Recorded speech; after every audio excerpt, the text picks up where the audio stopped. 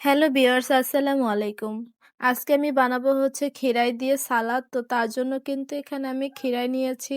এখানে আমি ৪ টা খিরাই নিয়েছি। সবসময় তো শসা দিয়ে সালাদটা বানানো হয়। তো আজকে খিরাই দিয়ে দেখবো সালাদটা খেতে কেমন হয়।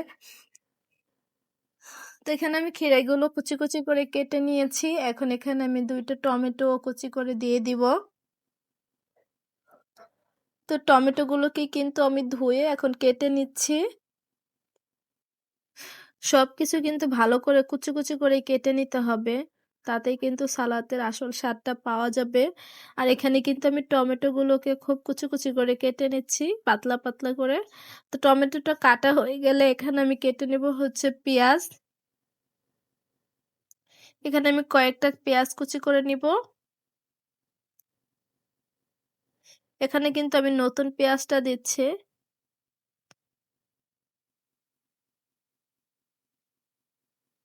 তো সবগুলো ভালো করে কিন্তু আমি কেটে নিচ্ছি।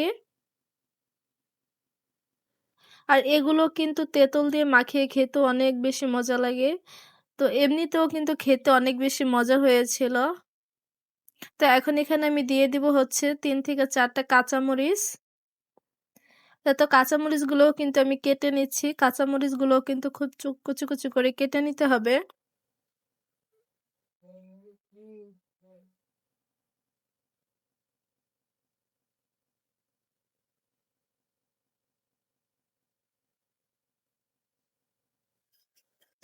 তো আমার কাটা কিন্তু হয়ে গেছে। এখন এর মধ্যে আমি কেটে নিব হচ্ছে ধনিয়া পাতা।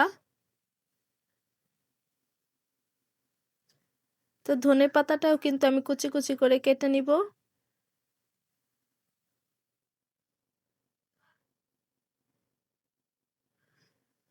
আর এটা কিন্তু দেশি ধনিয়া পাতা।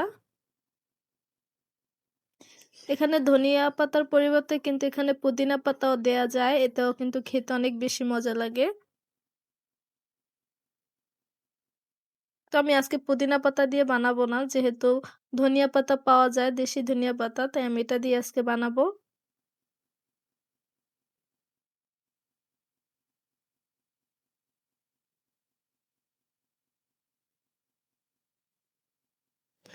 তো আমার সবকিছু কাটাকাটি হয়ে গেছে। এখন এর মধ্যে আমি দিয়ে দিব হচ্ছে পরিমাণ মতো একটু লবণ।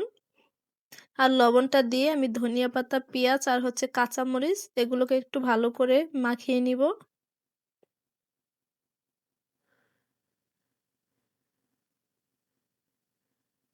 তো এগুলো মাখানো হয়ে গেলে কিন্তু আমি খিরাইয়ের সাথে ভালো করে মেখে নিব।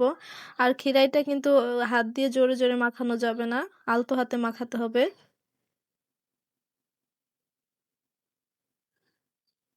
তো দেখতেই পাচ্ছেন আমি কিন্তু এভাবে সালাদটা বানিয়ে নিলাম। এটা কিন্তু খালিও খাওয়া যায়, আবার ভাতের সাথেও খেতেও কিন্তু অনেক বেশি মজা হয়েছিল। তো কেমন হয়েছে অবশ্যই সবাই কমেন্ট করে জানাবেন। তো দেখা হবে পরবর্তী ভিডিও নিয়ে। তো সেই পর্যন্ত সবাই ভালো থাকবেন, সুস্থ থাকবেন। আল্লাহ হাফেজ।